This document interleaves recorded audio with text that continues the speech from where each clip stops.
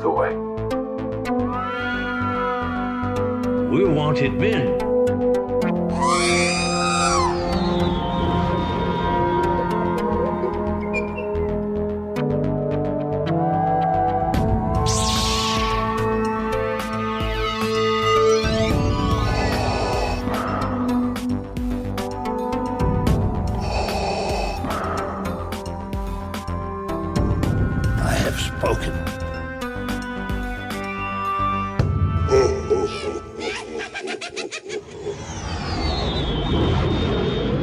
Welcome to the Smuggler's Galaxy podcast, a toy collecting podcast for Star Wars mouth breathers everywhere.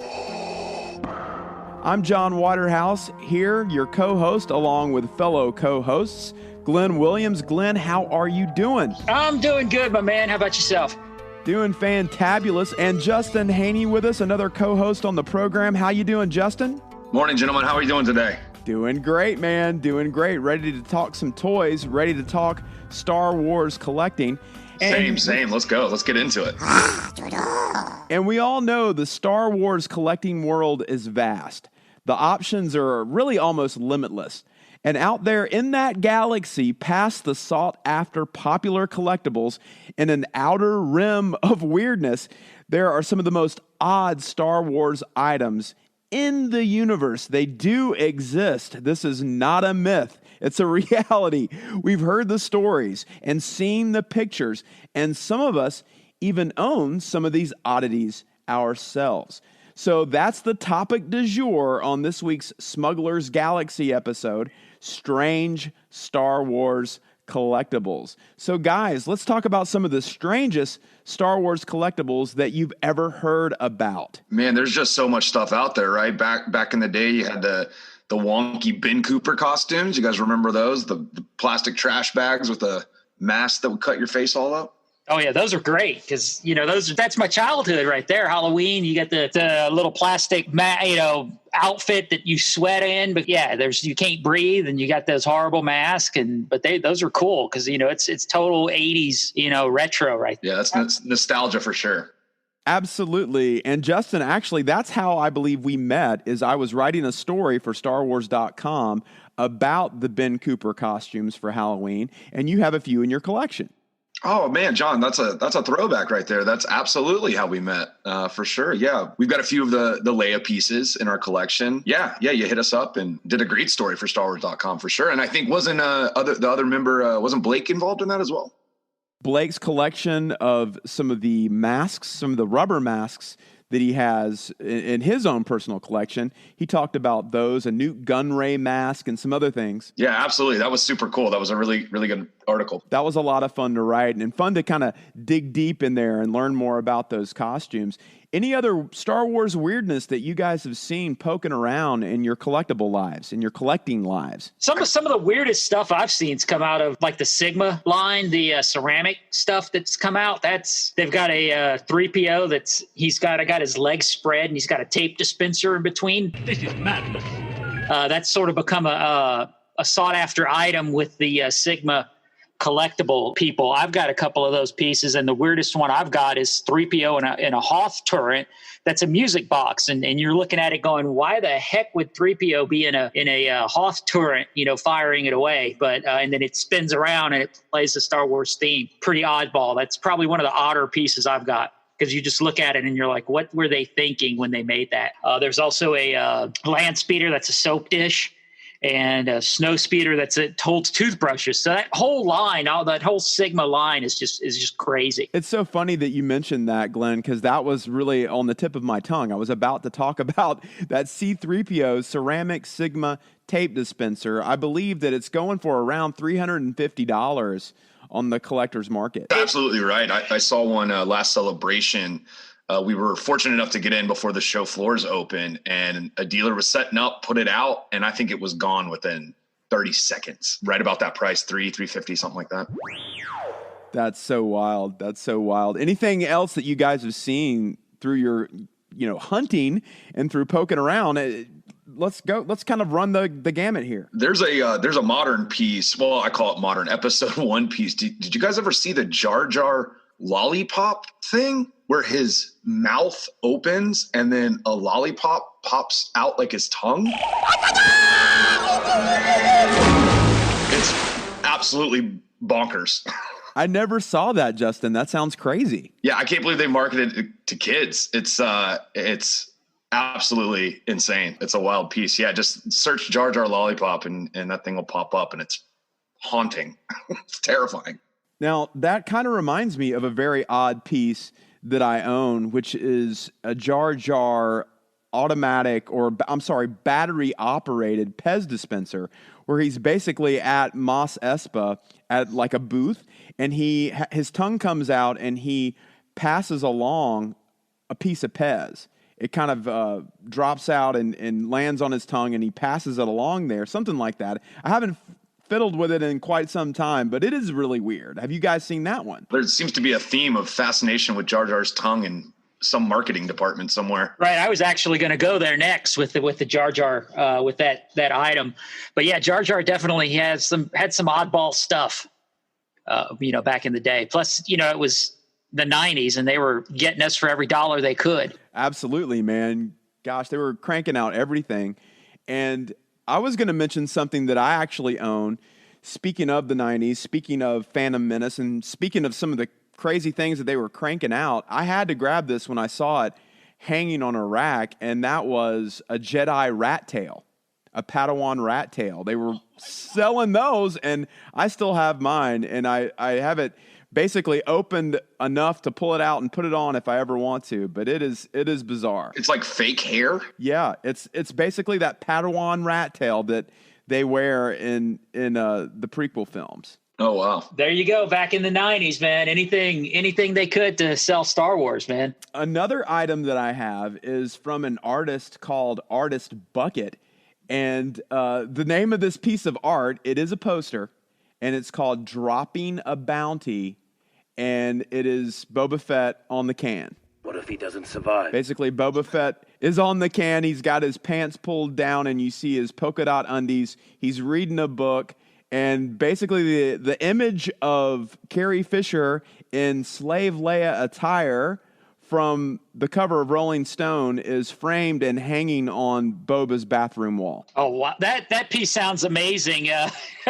I'm looking it up. Oh, my goodness. That's awesome. I just looked it up. Yeah, there it is. There's Carrie Fisher in the Slave Leia outfit. That's an amazing piece. And as a Boba Fett collector, I probably need to pick that up. But, if you want to go art, my wife there was a piece that she actually talked about getting for Blake, and she never pulled the trigger on it, and then it sold. But it was like an original folk art piece, basically C-3PO, almost Burt Reynolds style, a guy in underwear with a 6-pack and with a C-3PO helmet. It was just the weirdest looking photo. And she, like I said, she looked at it for about 6 months. And then by the time she wanted to pull the trigger on it, it was gone.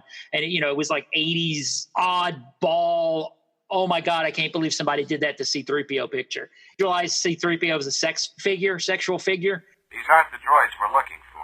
And that was that painting. I'm not sure I want to do that. It was scary, man. It was very scary.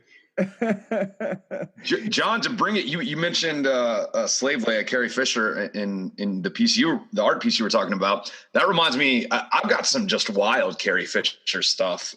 As we all know, she passed back in 2016. Unfortunately, her mother passed the very next day, and then her brother did an estate auction. A little while later, and I was able to pick up some really neat pieces that are oddball stuff from that.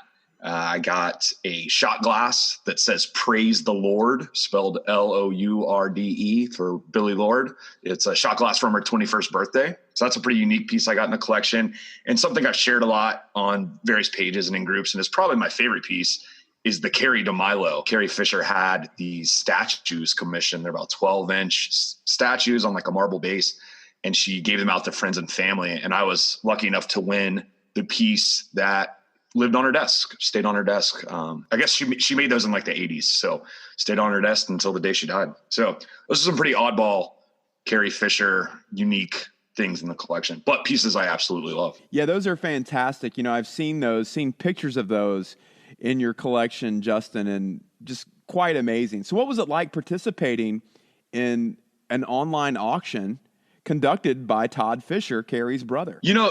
There's a lot surrounding that auction. A lot of things took place. I actually got called out by Todd Fisher online, and that ended up with a phone call from him kind of scolding me. But, it wasn't necessarily all my fault. There were some pieces that were sent out to AFA that said they came from Carrie Fisher's collection. So they had graded, put in an acrylic case, and had an AFA label.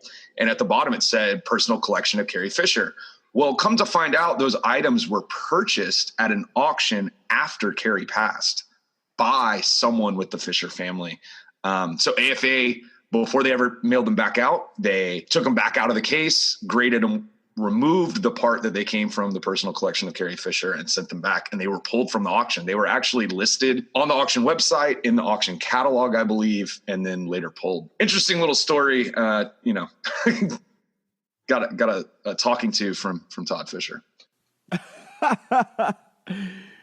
And I believe that also leads to some really interesting figures that you purchased in that auction that are basically one of a kind, if I'm not mistaken. Yeah, that's absolutely right. So a piece I've never shared, and once this podcast goes live, I'll share some photos on our page. So this piece was listed without any photos. I had no idea what I was buying. It was just a brief description. It said, Carrie Fisher prototype action figures. I called the auction house, asked for photos. They never sent me anything. They told me they would send them. They just never got around to it. So I picked this up fairly cheap because nobody knew what it was.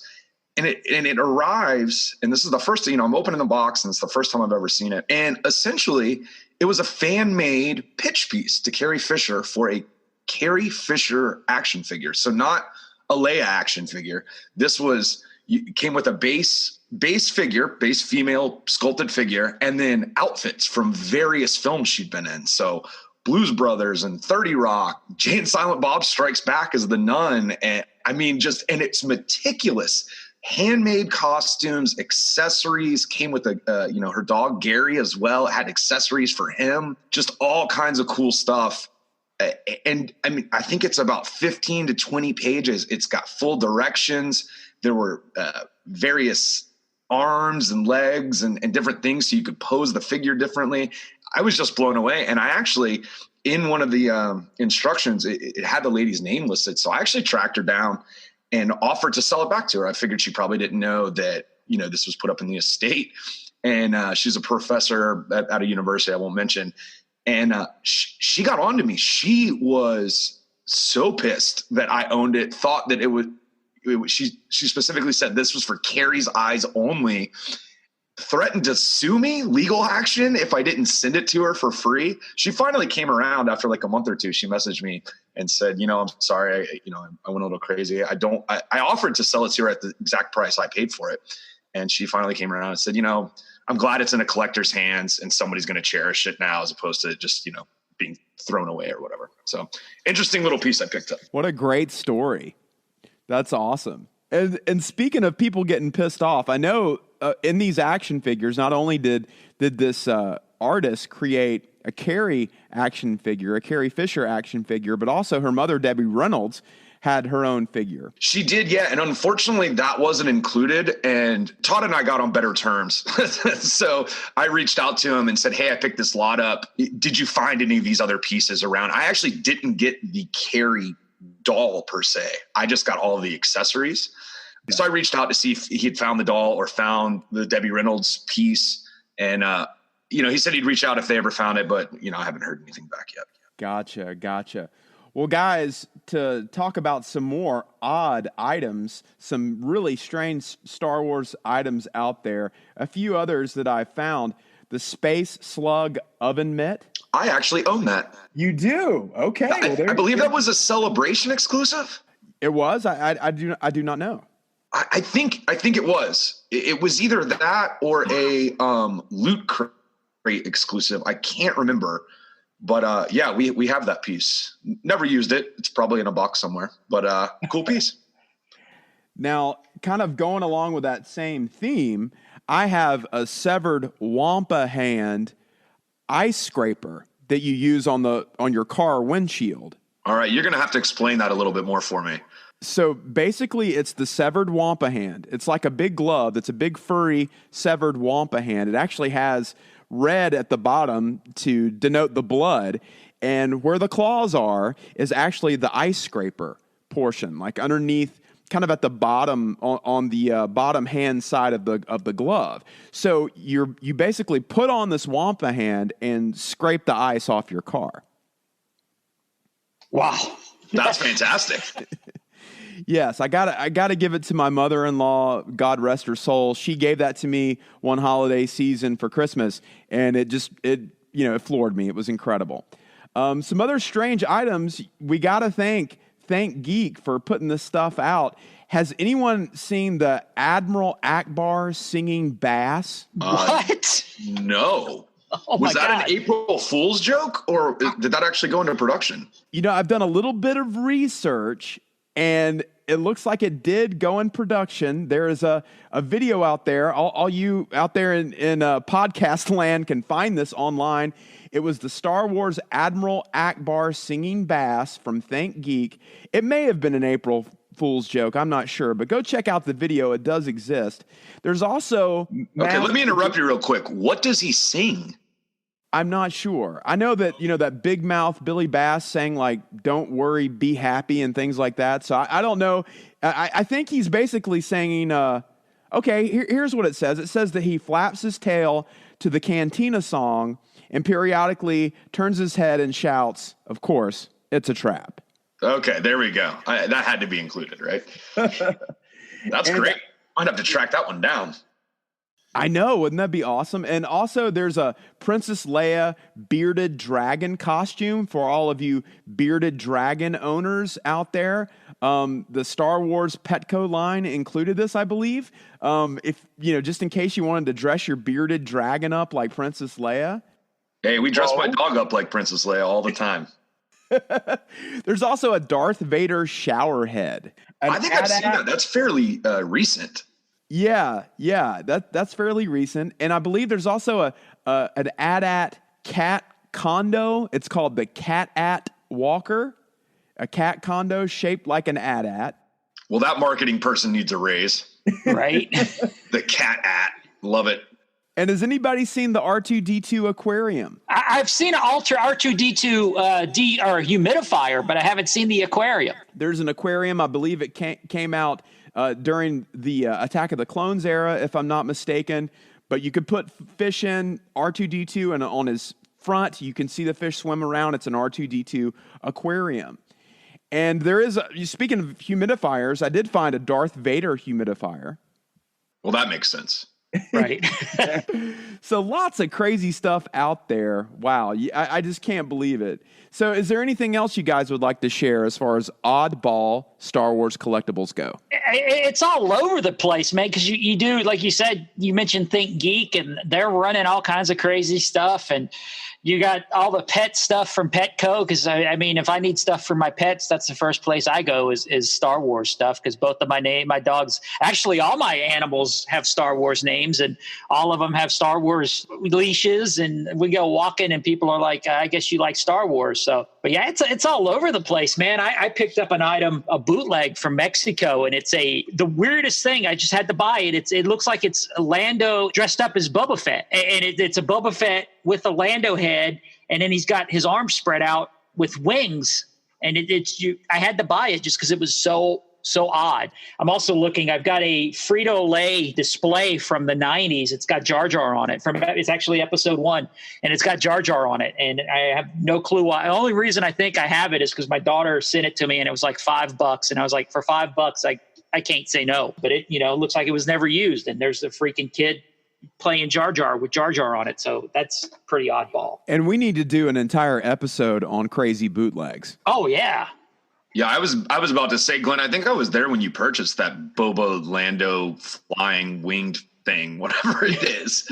Yeah. I mean, we could go on and on about bootlegs. I mean, there's just so much wacky stuff out there, and highly, highly collectible these days, More and more stuff keeps turning up, and prices keep climbing, unfortunately. Anything else you guys would like to add to our odd Star Wars topic before we move along? I'm good here, man. Yeah, I'm good. So, guys, of course, we just experienced an anniversary, quite a sad anniversary, the passing of Peter Mayhew just a year ago. Would you all like to share some of your favorite Chewbacca collectibles? I know, Glenn, you mentioned that your wife is a Chewbacca collector.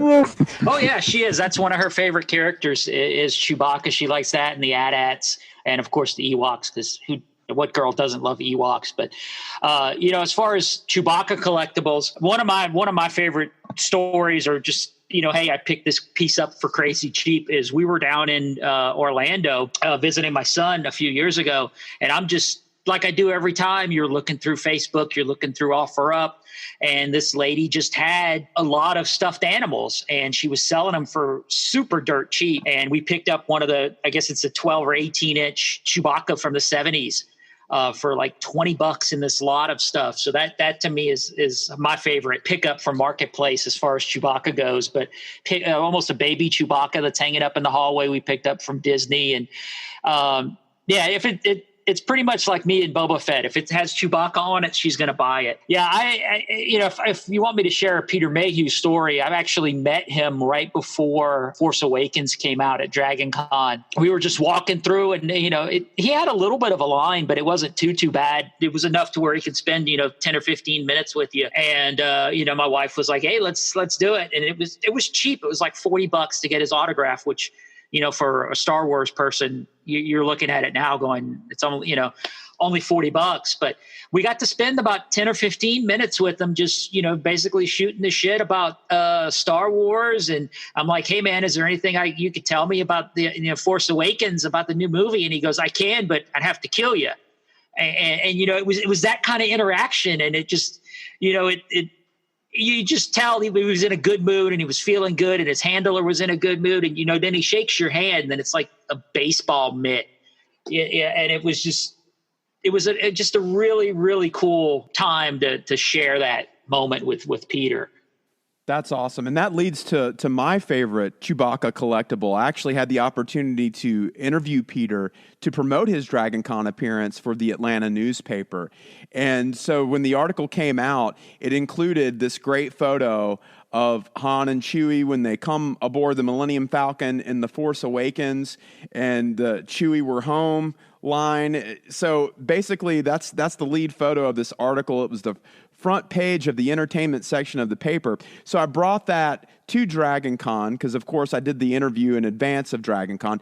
I bring it there, and I gave it to his handler, gave a copy to Peter, and the handler said, do you have an extra one of these? And I gave him the extra one, and he ended up bringing it back to me, and Peter signed it to me. So I have that, an actual article that I wrote signed by Peter. The article is about him. So that's really close to my heart. Justin, what's your favorite Chewbacca collectible? My dog passed. I talked about my dog earlier. Our dog did pass from cancer, which is unfortunate. And right after that happened, I picked up a Chewbacca 12-back, mint on card. It's not the most beautiful thing. It's not graded, but it kind of meant something to me. It was a piece I needed for that 12-back run. And I think that weekend, one popped up for a pretty reasonable price. So that's probably the most special Chewbacca piece in my collection. However, one of my best friends, as you guys know, but the listeners might not, my wife and I cosplay Han and Leia at Dragon Con every year. Jen and I are running around as Han and Leia. And then my buddy's always joked and referred to himself as my co-pilot, my Wookiee. He's kind of like our handler when we're in costume. So I've actually spent the last few years curating a collection of Chewbacca items for him. If I see a good piece that's at a reasonable price, I'll pick it up, gift it to him for birthdays or Christmases, or honestly just whenever, just kind of surprise him with something. So that's Chewbacca's kind of special moment with me is it's got something between me and one of my good friends, and I still get to collect and make deals and feed that itch. And then he gets cool stuff for his collection. Well, of course, Chewbacca, a special character, but even more special, Peter Mayhew. Rest your soul, Peter. Rest in peace out there.